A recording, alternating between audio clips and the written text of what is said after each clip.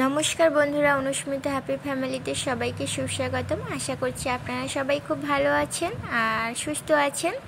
আর অবশ্যই বাচ্চাদের দিকে খেয়াল রাখবেন, কারণ প্রচণ্ড গরম পড়েছে বাইরে।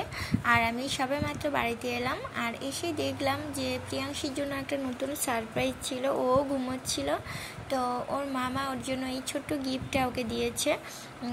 কারণ আমরা বিভিন্ন সময় বাড়িতে থাকি না, তো আমি ওকে সময় দিতে পারি না, মাও কাজে ব্যস্ত থাকে।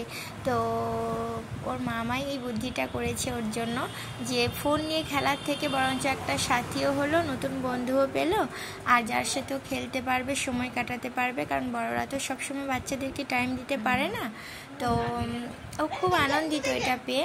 আর দেখছো এখন ওর ছোট্ট বন্ধু খাওয়া দাওয়া চলছে, আর দেখতে কত কিউট, খুব সুন্দর।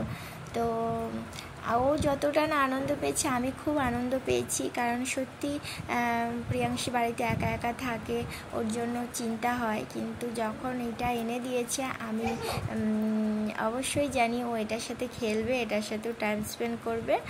আর বাচ্চারা যখন একটু একটু বড় হয় না, একটু কাউকে সঙ্গ দিতে হয়, তো তার জন্য এটা।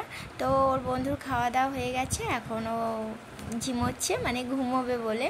তো আজকের ব্লগটা আমি এই পর্যন্তই রাখছি। ভালো লাগলে অবশ্যই সাবস্ক্রাইব করো, লাইক করো, আর কমেন্টের মাধ্যমে জানিও।